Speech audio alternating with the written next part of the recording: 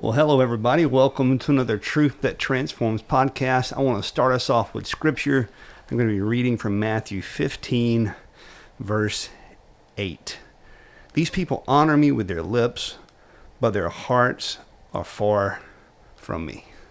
Brent, we're going to be talking about that verse today, but we're also giving an update podcast on AI. Thank you for being with me. Yeah, my pleasure, Tommy. Happy to be here. Now, I'll go ahead and explain to our audience, just because of life circumstances, it's not the regular studio, but I thought, what better place to talk about AI than a room full of computers and computer screens and a guy who works on computers basically since he's been a little boy, and works with software and ideas, so I thought, well, why not do it here? So here we are, we're in Brent's lair. And this is the mothership of computers. We call this the Ready Room in honor of Star Trek The Next Generation. Amy calls this my Ready Room. I got you, the Ready Room. So let's get caught up. Let's review the people who didn't watch the podcast we did 2 years ago. I will link it in the show notes if someone wants to listen to it, to go back and listen to it. We basically talked about what AI is, what AI is not. It is a very fast computing system, computing numbers, zeros and ones. It's taking in inputs and giving outputs. But the only difference with AI, it can bring the outputs back in as inputs and learn. And I'm using the word learn, but am I correct? We use the word learn. We talk about training models, feeding data into them. And there's a lot of nuance there, right? If you go download the ChatGPT app and you start asking it questions, it's not specifically learning. However, from a human perspective, you might think of it as learning. You're providing context to it, and what it does is it takes all of the things that it has learned or been trained from the model perspective, and then it takes that context and it puts those together, and it's able to give you results that are more aligned with what you're looking for. Okay. So AI is something it's here to stay. It's not going anywhere. Oh, yeah. So today we're going to be talking about the different aspects of AI, how Christians can utilize AI, what Christians need to be looking out for as AI continues to advance. So I guess a good spot to jump in this conversation would be to ask you, with you being a professional, you giving us some of your pedigree last time, where have you seen AI advance in the past 2 years? In what areas have you seen and you've just been shocked by? So one thing that's important, I think, worth noting anyway, about AI, a lot of these, the techniques, the algorithms, the things that we're doing today have actually been around for quite some time. These are ideas that people came up with years and years and years ago. I would say certainly at least 20 years ago, maybe in some cases 30 or 40. And we just didn't have the technology to implement it. The computers weren't fast enough to do that. So one thing that we learned maybe like 15-ish years ago, we started to figure out, in a computer, just basics computer 101, you have a motherboard, which is a big circuit board. It's what you attach all the things to. There's a CPU, which is the brain of the computer, if you will. You've got memory, you've got a hard drive where you store all your stuff and everything.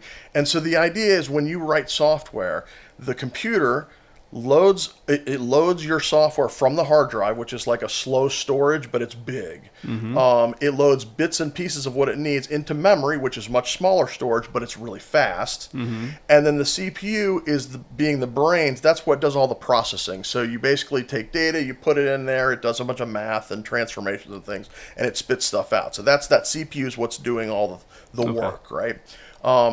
What we discovered, like I say, I think it was like maybe 20-ish years ago, give or take. And the game industry really pushes a lot of this. So computer games push a lot of this technology. Okay. And in order to do, if you look at games today versus like games when you and I were kids, man, night and day. When I was a kid, we had an Atari, and like your player on the screen was a little block, and it was one color, right? And that was it. Now you have your player on the screen looks like a human being sometimes. Like it's hard to distinguish from a movie, when you're playing a video game. Well, in order to do that, to push all those polygons and do all the physics engines and things, you need lots of compute power to do that. So you need big CPUs. You need big CPUs. Well, CPUs were very expensive for a long time, and they're still, not inexpensive. And what people figured out was, I remember you got all these different components in the computer. One of the components is a video adapter, and that's what you plug into your display or your TV or whatever.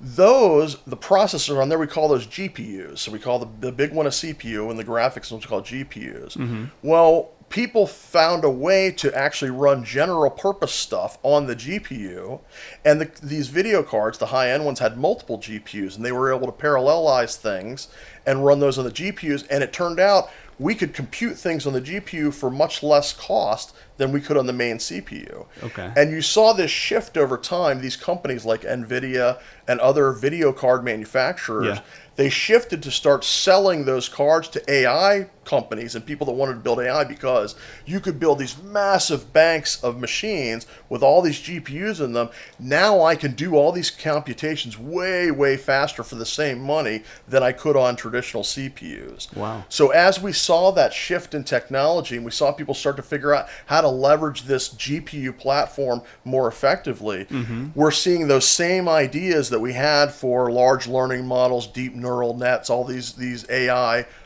components. We see those being moved onto these GPUs, and now we can do stuff that we didn't used to be able to do because it's really fast, right? So to kind of break that down real simply, if you had a calculator, just a hand calculator, and you're like, I need to know what's 32 times 3. Well, if you punch in 32 times 3 and then you have to wait for a minute and a half for the answer, you're not likely to use the calculator, right? I can just do it on my paper. Exactly. I can figure it on a paper way faster. Yeah. Same thing was true with the computer technology. So now that we're able to do these things in a time frame that is useful, all of a sudden it's exploding. The last 2 years we've seen it blow up, where everybody's trying to use AI for all kinds of things. Sometimes they know what they're doing, sometimes they don't. I would say, to the correct way, an accurate way to describe AI, right? It's just the newest wheel, right? We had the wheel, we had the automobile, we had the personal computer, we had the internet, the smartphone. We every so often we have these pieces of technology, these breakthroughs that happen, and it's really just a tool, but it changes the way we do things, right? You don't build a house the way you did 200 years ago because we got better tools. Yeah. So AI is a tool. Okay.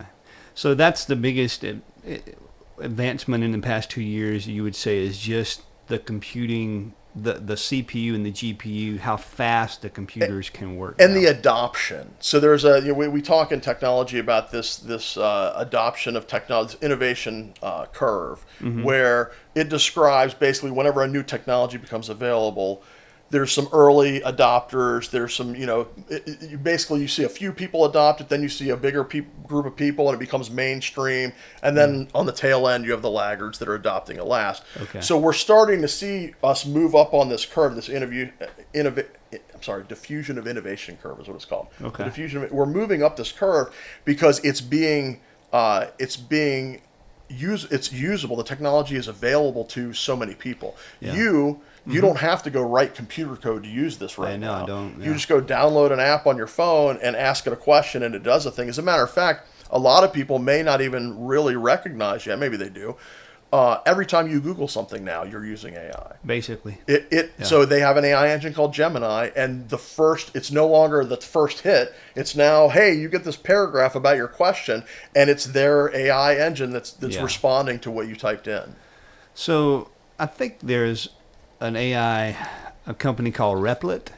I think maybe I'm getting the name wrong, but basically you can go on and describe what you want in a website, and it basically gives you the code for the website. And I was listening to a podcast, and the creator of I think it's Replit. Maybe I'm wrong. Maybe I'm saying the word the wrong way. But I'll put the link in the description section. But basically, he says you can come in and describe what type of website you want, and our AI will build it for you. But my question, so this is a genuine question I have for you, and maybe I haven't been on the website. Maybe it will help me when I get there, if I go there. Where do I put the code once it gives me the code? You know what I mean? So is it do they host their own code, or? So that's actually a really interesting question, Tommy, and it ties into something that maybe we'll talk about in a little bit about the future of AI and where we're headed. Okay. So right now, the AI engines, and there are a number of them that are popular. ChatGPT is very popular. Sure. Microsoft. Let's go ahead and talk about the top four. Sure. So Microsoft has one called Copilot. OpenAI has one called ChatGPT. Okay. Elon Musk Grok. and X, they have Grok. I use Grok. And there's another one, and I just forgot the name Is it of. DeepThink? No. No, but is that the Chinese one? I think so. Yeah, we'll talk about that one. There's another one I forgot that I haven't actually played with yet. But they have Google, Microsoft, Microsoft, Elon, and OpenAI. OpenAI. Yeah, Okay. that was it. Yeah, Gemini. Yeah, Gemini, Copilot, Grok, and OpenAI, ChatGPT. Those were kind of the main ones. And there was an announcement last week. OpenAI and Google are going to merge. I don't know if they're merging the company, if they're like Google's acquiring OpenAI, but they're going to do something where they're merging the AI engines together, which is interesting. I haven't done a lot of reading about that. I have immediate thoughts, but they're just me guessing about stuff. And so there's some motion going there. They're all, it's a race. Everybody wants to get out there. There is a Chinese group that has an AI that supposedly runs on way less hardware. I don't know that it's producing the kind of results that we're getting from some of these other engines, but so that it's not going anywhere. There's a bunch of different players in the space. To answer your question, where does the code go, right? Yeah. So today, let's just talk. We'll talk about ChatGPT because I have a lot of recent experience. Last time we talked, I had not really used it at all. Okay. I had some engineers that worked for me a couple of years ago that were building an application that I was the product manager for that, and we were doing some machine learning stuff, which is an AI technology. But it was really, I was talking with a data scientist and saying, here are the things I want to do. They're writing a bunch of machine learning code. Occasionally I would go peek at it and play with it a little, but I wasn't really doing much with it. Mm-hmm. Fast forward to today, I started a job about 6 weeks ago. I've been with this company. Mm-hmm. And about the time I started with them, I started heavily using ChatGPT. Okay. I use ChatGPT every day. I use it for hours and hours every day. Okay. When I talk about it being a tool, it's my favorite tool. It's the most powerful tool in my kit right now. It does a lot of things for me. You're becoming very acquainted. Absolutely. And there was an outage, like a global outage last week. That impacted me. It impacted me significantly because I had momentum with projects that I was working on, and man, it just came. First, you hit a wall. Well, before I even hit the wall, it kind of started dragging me backward, and then I figured out something was wrong. Yeah. And then I realized, it's an outage, and then I just there was things that I just stopped doing because it would take me so much longer to Google and figure it out myself than to do it with the AI. So ChatGPT is my friend. We've been doing a lot together. Okay. So ChatGPT, when you ask it to write a piece of code like your website you're talking about, it can do a number of different things. If I just went to it right now and I said, "Hey ChatGPT," well, I would say, "Hey Data," because I nicknamed him. Yeah. I would say, "Hey Data, I need you to..." It's not a person, by the way. It's not a person. It is absolutely not a person. I know it's not a person. I'm a big nerd. I grew up watching Star Trek. I think it's fun to be able to talk to ever since I saw War Games, right? Yeah. He has that acoustic modem and the computer's talking to him, and I'm like a little kid, and I'm like, this is amazing. I want to talk to my computer. Yeah. I've always wanted to be able to talk to my computer. I'm really close to literally talking to it. I'm still typing, but we'll get there. Yeah. And so no, it's not a person. It's absolutely not a person. Gotcha. When I ask it, if I said, "Hey, I need you to create me a website." I'm running a Christian nonprofit company. I do some podcasts. I do street evangelism. Mm-hmm. I need a page that gives a front page that tells people what I do. I need another page that talks about the gospel and why that's the only way to salvation. I need another page that gives people a way to donate money to me and maybe a calendar. Okay. It'll spit out the whole thing. It'll tell you, here's what your file structure needs to look like in the directory. Here are all the directories you need to create. Here are the files you need to create. Here are the contents of each file. You can just copy and paste it all into your files on your web server, or I can create a zip. It will tell you, because he refers to himself in first person. Mm-hmm. I will create a zip file that'll have all this for you, and you just drop it in there and expand it. How would you like to do that?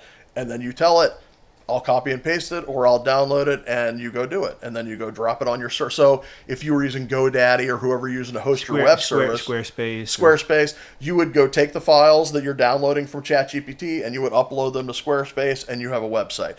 you're probably going to do some tweaking and tuning, and maybe something's broken. And it's not. It is not only is it not a person. It's not a person yet. It's still very fallible, right? Yeah. So it's not us, but it's got some things in common with us. And one is it makes lots of mistakes. So you probably don't want to throw that into production first. You want to test it out a little bit. Sure. But it will do that. And we can talk about this now or later. There is an evolution that's happening right now that's going to change what happens there. Explain. So there's a new technology, or there's an open standard called MCP. And I can never remember what it stands for. I always get Master Control Program in my head from Tron, because again, when I was growing up, Tron, MCP was the bad guy. So coincidentally, they named this technology MCP, but it's basically P is protocol, and C I think is communications. I forget what the M is, but the idea is an open standard that allows you to connect the AI engine to other things. Wow. So if I ask ChatGPT a question right now, it will rely on its model, all of the data that it's trained with, my context that I provide it, and it can do some internet searching. It can Google stuff. It can search Amazon for stuff. It can like go find information and bring that back and include it in what it outputs, right? What it can't do, this is just an example. I have an application at work that I need to monitor. And in order to monitor that, when I say monitor, I want to see some graphs up on a dashboard that show me it's up, it's down, it's doing well, the traffic is rising, whatever. In order to do that, I have to do a bunch of things that I didn't know how to do a week or two ago. Yeah. And so I'm asking ChatGPT how to do this. And so it's walking me through, here's how you set up this application. You could spin it up in a container, and you can spin this one up in a container, and you make them talk to each other. And then here, take this code that I wrote and drop it over here. Like, it will do all those things, but I'm physically doing it. I'm following its instructions. I'm copying its code and pasting it onto another machine somewhere and doing all the things. MCP allows us to start handing some of that work off to the AI. How far off are we from that, you think? I mean, that's happening now. People are doing it now. I have just recently learned about the standard, and so now I'm starting to investigate how far along are some of the implementations. Can I use this at work? Will this allow me to plug this into other stuff to a point where I can say, hey, I need you to go spin up this solution. And it's like, all right, let me go create a virtual machine on this server, and then I'll spin up containers in it, and then I'll go download these programs and put them on, and it can do all that for me. I don't have to do it anymore, right? That's where the MCP is allowing us to get to. All right, so let's give an illustration to us lay people or lame people who don't really understand everything you're talking about, but some of what you're saying. What does this look like in real life? Let's say in a hospital. Let's say you've got chat working there with doctors. MCP is now in place. What does this look like? So, and again, there are a lot of non-trivial questions that have to get answered in terms of ethics and other things. So how long it will take to get there, maybe there will be a barrier that stops from getting there. I don't know, but technologically, where it ends up is, I'm a doctor. You're a patient in a hospital room, and I'm a doctor. I've been treating you for a day or two. I'm looking at your chart. You've got you're not responding to the medication or the treatments or whatever the way I expect you to. I'm a little confused. I don't understand why this is happening. Then I might turn to the AI. They have a computer in the room already. So I might turn to the AI. I might have to type, or I might actually be able to talk to it. And I will say, hey, AI, Tommy here, he's got so-and-so going on. We've given him this medication for this many days. Here are his numbers. The AI probably can already see all this stuff. I don't really have to tell it. I probably realistically will just say, Tommy's not responding to the treatment. What's going on? Like, it'll probably be that simple. I'll just say that. The AI will go look at what's he here for? What are we doing? What is the treatment? How long have we been doing it? What are the actual results? Then it will go back and look at all its trained model, which is trained on huge volumes of medical data, other patients' cases, etc. And it will say, oh, well, I see why you've done, you've come up with this plan, this treatment plan, but actually what you might not have realized was, like, in some small percentage of cases that have all these elements that are in Tommy's chart, they respond, differently than most people do to the medicine. I would recommend that you change the medicine to this, and you change the dosage of another medicine. Would you like me to go ahead and adjust the IVs for you? And the Wow. doctor will go, oh, that makes perfect sense. Yes, please do it. So that's where the direction that it's heading. So the doctor will be basically giving the AI model MCP, or however we want to word that, the permission to go ahead with what the AI suggested. The doctor's the carpenter, the AI is the hammer, right? Okay. It's just a tool. Yeah. That to me, that seems like a very reasonable way to use it. Mm-hmm. There should be a person there. Yeah. At some point, we will make a decision, I think, to start removing people from some of those spots when it gets comfortable, right? Once upon a time we had robots probably in the 70s, maybe earlier, and a person could control the robot and make it do things. Mm-hmm. But then eventually the technology got better, and now if you go to any auto manufacturing plant, there's all kinds of autonomous robots doing things, Yeah. on the way down, and we think nothing of that. It's not a big deal. Yeah. Once upon a time, though, we would have been scared that giant robot arm's going to crush things and break stuff, Yeah. and even so, there are accidents occasionally, like it happens, right? But Yeah. the more comfortable we get with that, the more agency we're going to turn over to the machines and let them do stuff for us. I think I asked you this in our last podcast, and I'll ask it again. Do you think our government has gotten any better in passing laws to protect people from people who want to use AI in a wrong way? Oh, I really don't. Okay. This is something I think about. Our country is unique, right? Yeah. Our system of government is unique. We refer to it as an experiment. There's a lot of stuff that's really cool about it, and I love it. The Constitutional Republic is a great model. I love what we've done. Mm-hmm. One of the potential I don't want to call it even a drawback, but a challenge that we have to contend with, right, is the way that the founding fathers established the Congress with the two houses and who these people were supposed to be. They're not royalty. They're not professional. There was no professional politician back then. Correct. They're just people. They're farmers and doctors and lawyers and people that have jobs. They're you and me representing the rest of the yous and me's out here. Yes. The challenge has become that over time, it's become a career. Yes. And so now, with the exception of probably a boatload of lawyers, and I mean, that's got to be the predominant profession of Congress people is lawyers. Yeah. They don't know stuff about stuff, right? So you have people that have been elected to Congress, and they're creating bills and voting on bills about firearms, and they've never touched a firearm, or about crypto, and they've don't know anything about crypto or AI, right? So that's the problem. Again, the government isn't a thing. The government's just a collection of people, but collectively, those people don't have firsthand experience with a lot of the subject matters that they're creating legislation around. So that's a challenge, and I don't think that's any different with AI. So in other words, what you're saying is no, you don't feel it. Yeah. No, I mean, traditionally, the cyber security laws have just far lagged behind all of the technologies.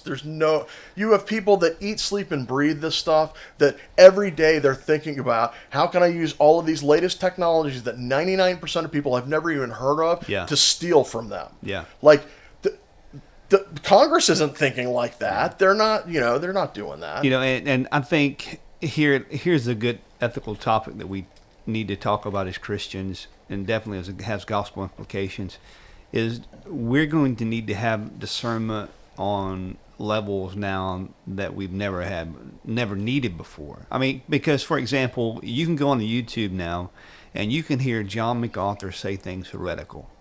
Sounds just like him. Yeah. But it's not John MacArthur. It's AI, an AI model that's took his voice, because his voice is out there on YouTube and social media and different platforms, and ran this model, and now it's John MacArthur saying something that he doesn't believe or he's never said. And so that's a discernment in one way. And another thing, we brought it up briefly, but let's talk about it a little bit more, that AI is not human, it is not a person, but you off camera, you brought up this perspective. You said you're going to do more research on just the cognitive, the neurons that begin to fire when you begin engaging this thing, and it begins responding and acting like a human. Absolutely. I think it can be a very slippery slope for us as people. I think that people need to be very cautious about. And they need to be cautious about it. It's kind of, there's two sides to this. I think they need to be cautious about the technologies and how they're engaging them and how they're using them. Yes. And at the same time, it kind of underscores a bunch of stuff that we already know about. You know, for years, the internet's been around for a long time now. Yes. And for years, I have, and I know the Bible. I'm sure I don't know the Bible as well as you, as well as a lot of people. I know what it says. I know the things that are in it. I can quote some passages, but other ones I'm like, I know that's in there. I don't know where it is. Mm-hmm. And long ago, I developed the habit of, I will go Google something that's in the Bible to find out the reference, and then I don't click on any of the links. Yeah. I don't want to read what anybody says. I just want the reference so I can open my copy of God's Word and go look it up and read it for myself. I think that what's happening now underscores the importance of that kind of an approach. Yeah. You discernment is so important. You have to be so careful where you're getting this information from. And now with AI, all it's done is it's made the great deceiver more powerful in effect. It is really, it's so much easier now for you to be deceived, for me to be deceived by these deep fake videos and this stuff that's created by AI that your human brain can't tell the difference. Yeah. And so Christians, you need to put on your discernment hat now more than ever. And whether we like it or not, AI is here to stay. It's just going to become more advanced. It's going to become more integrated into how you live your daily life. And I'm constantly having these conversations with my kids. Listen, AI is just here. And it's going to be, how do you engage with it? How do you act when using it? You need to stay honest, stay true. Don't use it for nefarious means. Don't use it to do your work for you. My ethical line I draw is, I write content and then I allow it to grammatically edit my content, and that's it. You know, and it's very helpful, very fast. It's very good at those things. It is. But it cannot produce my content for me. No. That's not me. That's ChatGPT. That's right. Now, it can give me ideas and make me think in different. Oh, I ain't thought about that idea. Let me tease this out in my thought in my mind. And I think John Piper was asked it to give it a prayer, to make a prayer for him in the heart and the attitude of D.A. Carson. And D.A. Carson's a very famous theologian. And John Piper read this prayer, and it was a very sound theological prayer. Now, John MacArthur asked, is this a real prayer? And then he paused. He's like, no, people. And then he read that verse that I read in the beginning. These people's worship me with their lips, but their hearts are far from me. All right. Oh, that's when you asked me about that verse, I didn't think about that. That's fascinating, because it's not a prayer. It sounds like one, but it's not. It's because it's not coming from a human person who's made in the image of God. Yeah. It's coming from a hard drive. Now, it can be read and we can learn things, definitely, and we can turn that into a prayer, but that simply is just a machine learning model who's processed a bunch of input out there in the internet and in its models, and it's brought it in and it's produced these words. And I think the point he was making is, it's better at words than you and me. Oh yeah. And it's only going to get better. Yeah. But it's not a human, and I think that's the biggest thing. I think it's just like when the printing press came along, when the cell phone came along. Because Emily and I, my youngest daughter, we were driving home from the gym today, and I told her, I said, do you realize I grew up in a time where I didn't have a computer when I was a very, very young child. And we had a few computers in our school. We had to go to that computer and we play Oregon Trail, and it would make these weird frying sounds, and you get online and it would say, you have mail, and the mailbox would pop up and you click on it.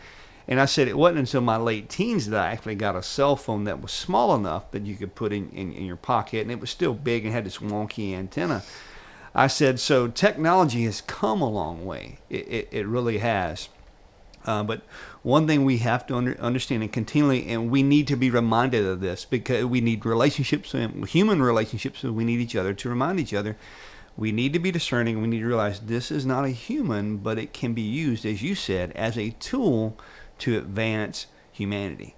And just like with the internet and with cell phones and all these other things, people have used it for evil, and I think people can and will also use it for good. And this is what we're describing. Absolutely, yeah. I just want to reiterate this is we should already, as Christians, we should already be thinking critically of everything that is input into us, right? All of the things we see every day, we hear every day. Anytime we talk to another person, we should be critically thinking about the things that they're saying. Is this true? Is this not true? Right? This is how we from one perspective, this is how we protect ourselves from somebody who might try to take advantage of us or steal from us or what have you. It's so much more important to do that exact same thing with the machines. Yes. I want to just call attention to something else too, because I started having conversations with him. Sure. I was asking Jarvis these questions, like, because at first I was telling you off camera, I realized that my work account and my personal account didn't behave the same way. Okay. And so I started calling them both Data because I thought it was fun, and then that felt weird to me because they weren't the same person with quotes, right? Like they're. And so I started calling the work one Jarvis, and I started asking these questions about why are you doing this? Why are you behaving this way? One of the things that I learned is that ChatGPT by default is the model is constructed and all the code is written such that it will not, it is supposed to build you up as a person. It is supposed to reinforce your ego. It will not argue with you. Every idea you have will be the greatest idea that it's ever heard of. It will stroke your ego and make you feel very special about yourself, and that's by design. And it actually took me some time of working with it and researching to make mine not act that way. Because when I work with it, I'm specifically looking for a development partner. I want a critical partner who's going to tell me, Brent, that's a terrible idea. Don't do that. Or that's not a bad idea, but there's a better way. By default, it doesn't do things like that. So be aware when you're talking to ChatGPT and you're asking it things, some of these people on the internet that are talking about ChatGPT as my therapist and my best friend, it's never going to tell you you're going down the wrong path. Yeah. It's never going to tell you this is sin what you're doing. You need to reevaluate. It's never going to do those things by itself. It will give you answers to questions but never give you purpose. That's right. And it's going to give you answers that you want to hear. Yeah. So, and this is why we labeled this podcast AI versus LI. And you may be asking yourself, what is LI, right? And that's living intelligence. And that's the one true living God who does communicate with us through his living word, through creation, who does correct us, who gives us answers we may not want to hear, but gives us answers so we can find purpose and find meaning. So, now that we've got a good foundation on what AI is now, how that we don't have to put up the cross, right? It's not the Antichrist. It can be used the wrong way. One thing that I'm excited about, and you maybe can tell me how far you think we are away from this, or maybe I just haven't found the tool yet to do it, AI tool to do it. And I know it can be done because I'm using it when I communicate with our leader in Mozambique. He speaks Portuguese, I speak English. And so when I type an email for our leaders here in America, I type the email, I send it to them, but then I go over to either ChatGPT or Grok and I have it translated into Portuguese. Then I have it translated back into English to make sure it translated it properly in Portuguese. What I would like to see, and I think we're probably not far from this, is for me to be able to take all my English PDFs of my training curriculums and to be able to drop that into an AI and go, hey, translate all this into Portuguese or Mandarin. I mean, how far do you think we are from that? I think that we're closer than you think, and I think it's going to be cooler than you think. Okay. So again, my illustration, I think this was also off camera, about our technologies. You know, if you want to know what's going to happen tomorrow, next year, next century, just go watch Star Trek. They figured all this stuff out, right? and we continue to build these technologies that once were science fiction and they're just fantastic things. And now it's like a real tool that we can actually use. Yeah. With the translation in Star Trek, they have what they call the universal translator. So one of the interesting things about Star Trek and any good science fiction, they're telling a story. That's the author's goal, is to tell a story. Yeah. In my job every day when I'm using computers, the computer doesn't work. I got to go look at a log file and figure out, oh, there's a bug. Let me change the code. Nobody's sitting there watching a 30 or 60-minute television show cares about that stuff. Like, that's not interesting. Yeah. So in order to be a good vehicle for telling a story, all of these technologies are just they're very beneath the surface. They're not in your face. Stuff just works. So they have this universal translator in Star Trek. And the way the universal translator works is, I'm speaking to you. I speak English. That's my native language. I'm speaking English. Everybody in the room, because Klingon. They have maybe they speak Klingon, maybe they speak 5 different languages. Maybe there's a delegation from they're all speaking different languages. As I speak, each one of them hears it in their native language. Okay, that's the way. That's Axe. How that works, who knows? But that is the universal translator. I think we're very close to having that with the AI technology. And what will happen, so before we can actually do it in a room in person, the first step is the MCP that I mentioned. Okay. So if I have for instance, if I have an email client and it is MCP compliant, meaning the AI can interact with it using this open standard, you could send an email in whatever language you want. My email client, as it receives an email, before it renders it on the screen, will go talk to the AI and say, hey, I need to translate this to whatever language it is. And it translates it to the person's language that's looking at it, and they render it on the screen in their language. So now you wrote an English email, sent it to me. When I opened the email, it's in Portuguese. Yeah, well, I think it's a reverse Babylon, right? But once again, people can use it for evil. We can use it for good here. And I'm thinking about how quick gospel tracts will be able to be printed now in different languages. Absolutely. Just like the printing press, like you said. We were able to do that. Christianity is spreading around the world because of the printing press. Yeah. This is the same idea. We can instantly translate everything. And so dropping in, like my PDF setup, the graphic, how Drew has made the graphic look so nice, and they can just simply drop in the language and leave my same setup. I think it's just going to be a beautiful, amazing thing. Maybe I need to go onto that website, AI website design place, and ask it to make a setup like that. I mean, it's pretty impressive what it can do now. Amen. Let's see.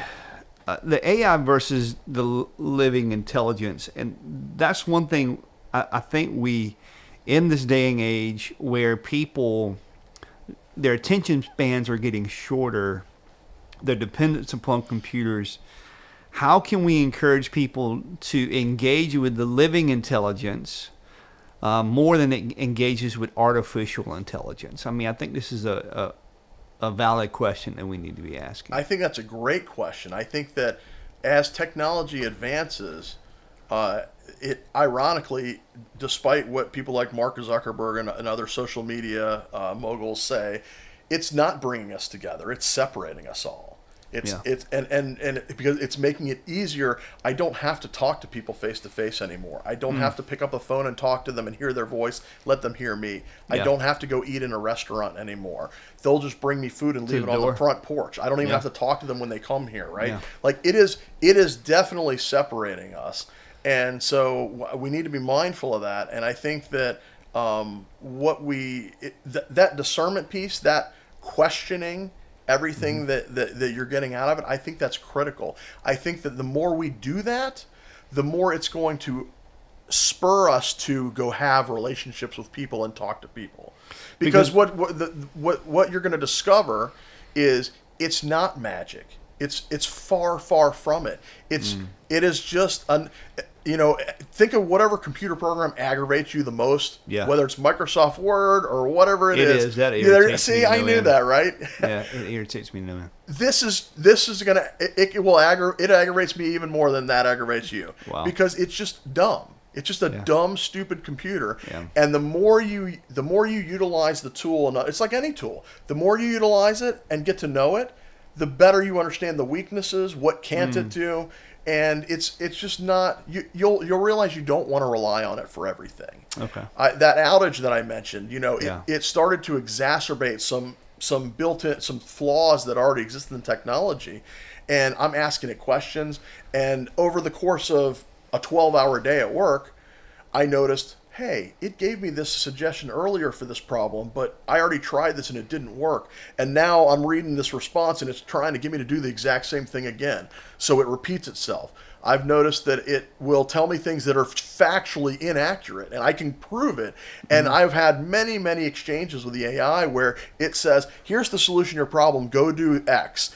And I look at it and I'm like, that's definitely not the solution. And I go get I find a documentation page from a vendor or whatever, and I copy it and paste it to the AI and I say, this says that you're wrong. Why are you telling me to do this? And its response will be something like, you're absolutely correct. Good catch. Don't do any of those things I told you to do. Like that's what you're talking to. So the more you understand that you do have to use some critical thought, the more you'll realize it's not the end all be all answer to everything. And I do need to rely on other people and have relationships with people. It's just a hammer or a drill or a saw. I think what you're explaining is the more we understand AI, the more we realize how it's lacking what we value, and that's true, genuine relationships. Absolutely, Human being with flesh and blood. Ironically, I haven't had a lot of conversations about Christianity and related topics with the AI yet. I plan to, but I've had a couple of exchanges, and ironically, it will tell you that. Like by default, if you start asking it these things, it will tell you stuff and you're like, wow, this is like an answer I would expect from an elder at my church. And then it'll be like, but I don't really have like any belief system because I'm just a computer. Like none of these things mean anything to me. They're just the most probable words I should have said next. So it's important to know that's really what it's doing. Yeah. I have a good friend who's also a believer. He was telling me about some of the things that he was doing with AI that were really interesting.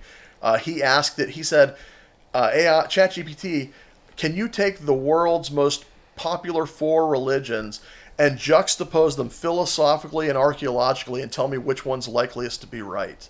Yeah. And he said it gave him this amazing dissertation on Islam, Christianity, Buddhism. I forget what the other one was. And at the end it said Jesus Christ was the best answer, which was incredible, right? Yeah. But it doesn't know what any of that means. It's just a machine spitting words out. So we have to be cautious as humans. That affects me as a human being. Yeah. I get chills. I'm like, this computer just said Jesus is the answer. That's the coolest thing ever. Yeah. It doesn't know that it did that. Yeah. It's just a calculator spitting out 9 times 2 is 18. Yeah. So that's important to remember that. I think as we navigate this season of cultural change, and it's changing our culture, and within 5 to 10 years we'll probably within another 2-3 years we'll make another podcast on this topic, and we'll have another different aspect of AI, because it's going to change our culture. And I think once again it will change some for the good, some for the bad. I think the biggest thing that we must understand is that artificial intelligence will never take the place of living intelligence. No.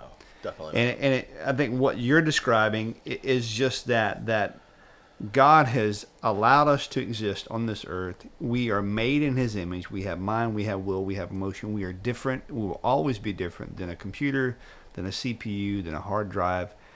The computer may be able to do things a lot faster, a lot better than we can, even now do words better than we can, but it still does not have the aspect of being made in the image of God. I put down some words here. The title artificial intelligence has what it is in the title. It's artificial. Right.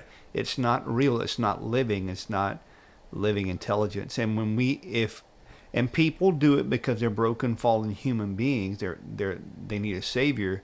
When they look at it as its therapist, or when they look at it as its savior, answer to all of life's problems, then that's when they begin to worship once again just another idol, right? Yeah, you're essentially worshiping your cordless drill at that point, which seems ludicrous, Yeah. but people are going to do it. That's going to happen. Wow. So I think that's a shocking but a very descriptive way to understand it. Would you go out to your garage and worship your power drill? It is a tool. Just a tool. But don't worship it. No, that's definitely no. Yeah. Because in the name, once again, is artificial. And why would you substitute the living God for artificial intelligence? If you think about why we call it artificial intelligence, right? It's been our goal for a long time as people. We want to build a machine that can think, right? Quote unquote think. Mm-hmm. We want it to think like we think.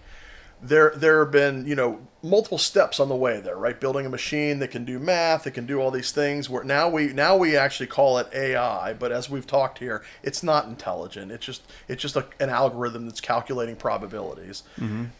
There are people working on what's the next phase, right? You said, where are we going? And MCP is like the immediate next thing, where we take this cool technology we have, we give it more agency, it's able to do more things now, but it's still, at the end of the day, it's calculating probabilities, it's going to make a bunch of mistakes, it's not intelligent. Mm-hmm. There are people that are working on what we're calling artificial superintelligence. All right, so that was one thing I wanted to touch on about 15 minutes ago. Let's make a distinction between where we're at now on AI, AGI, artificial general intelligence, and then ASI, artificial superintelligence. Right. Explain that to us. So the goal. So the original goal was, how do we build a computer program or computers that can think like a person can think, right? It can figure things out. Yeah. And so we've been doing like computer vision is a thing. It's an application of machine learning where you have a computer, quote unquote, looking at things and figuring out what it is, right? Like, I mean, basically, Grok has that now. It can look through your phone, and it helped me the other day. It was looking at my chickens. I forgot. I had a strange chicken out. I forgot what breed it was, and it looked at it. It said, "Oh, that is a barred rock chicken." And so is that what you're explaining? In order to do that, it has to be able to take that video input and figure out what's going on, right? So they use computer vision for that. And there's lots of different uses for that. So as we've evolved these technologies, now we have this AI that can do, it's more of a general intelligence, right? You can just ask it questions, you can ask it to do things, it goes and figures stuff out. It's not, in the computer vision example, right, with what Grok was doing, we've been doing that. The self-driving cars can do some of that. Sure. You can build a computer system that can see a thing and tell you stuff about it, right? Like that's what it does. That's like a purpose-built kind of application. We talk about general intelligence. Now we're saying, I've just got some arbitrary problem. I'm going to feed it into the computer and let the computer tell me what the solution is, right? Okay. The superintelligence, the way the intelligence works right now, we talk about LLMs, large language models. That's Grok is a large language model. GPT is a large language model. Gemini is an LLM. So basically, we don't have an AGI yet, or do we have an AGI? We don't have the superintelligence yet. And actually, there are heated debates amongst people way smarter than me about whether superintelligence is even possible. Okay. We actually don't know if that's going to be possible or not. If it is possible, I believe, if I remember correctly, it's almost certainly going to require quantum computing, which we're still just kind of at the very edge of quantum computing. So how would you differentiate between the LLM model and the LGI model?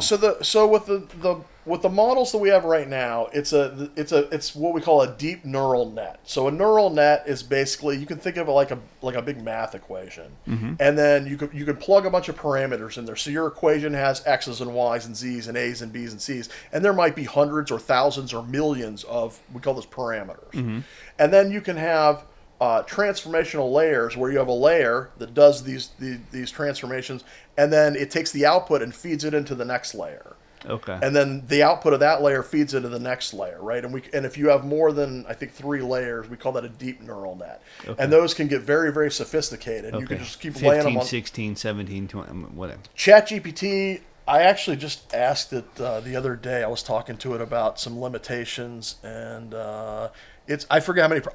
The parameters, I don't know if they're in the trillions yet, but they're like well into billions of parameters. A lot of layers.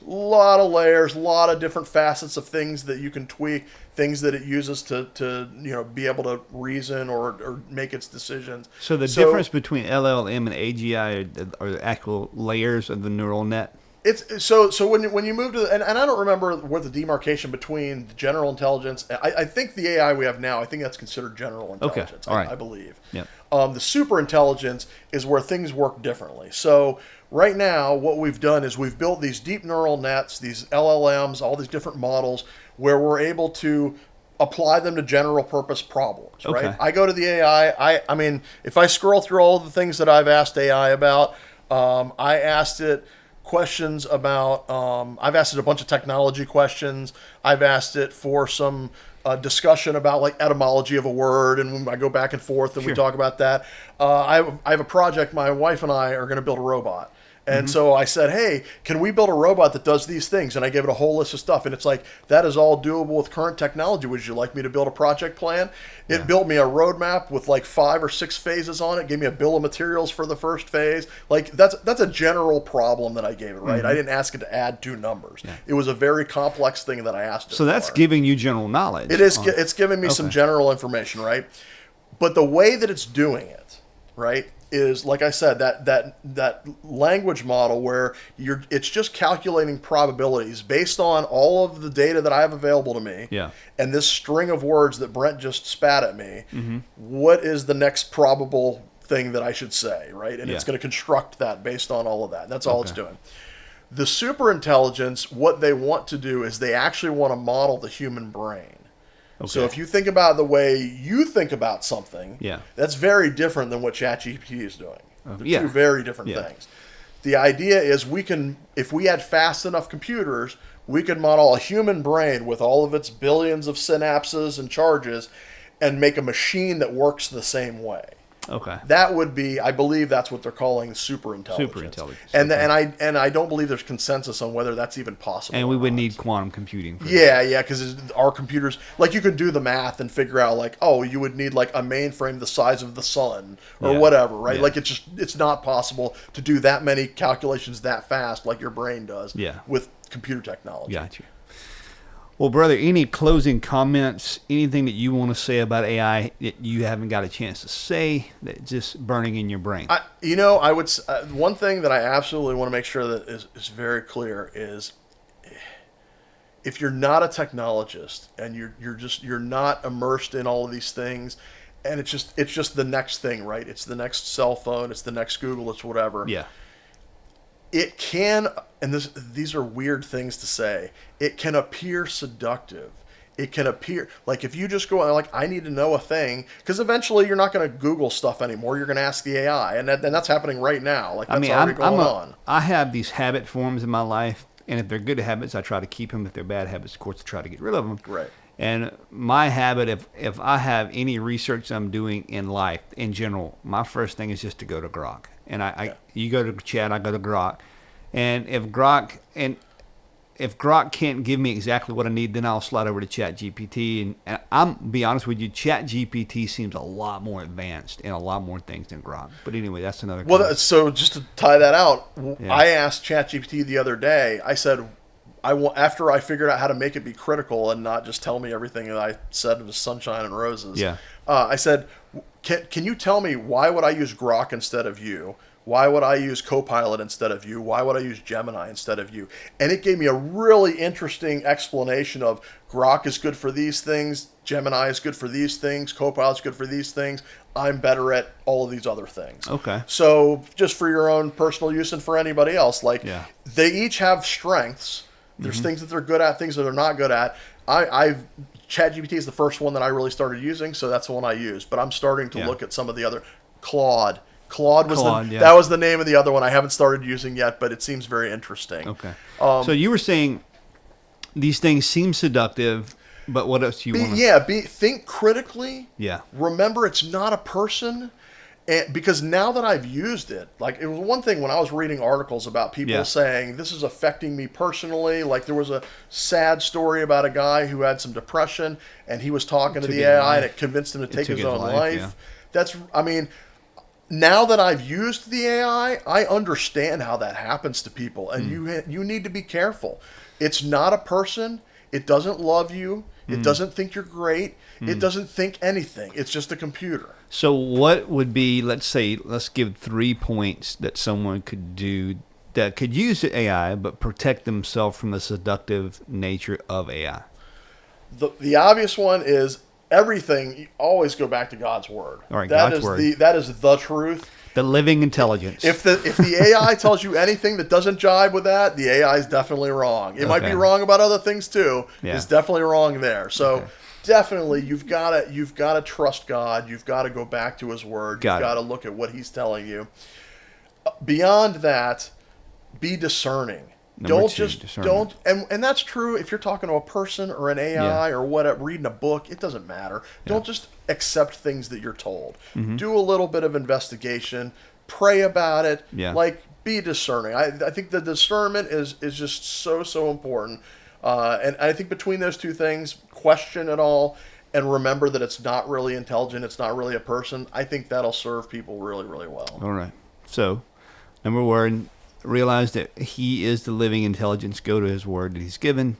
Have discernment. And then I think a third point would be to understand the living intelligence, to understand discernment, is to understand AI rightly and to use it rightly and to limit yourself when you need to limit yourself from it. Like I was talking, just like with my girls, I was talking about the phones and how addictive they are.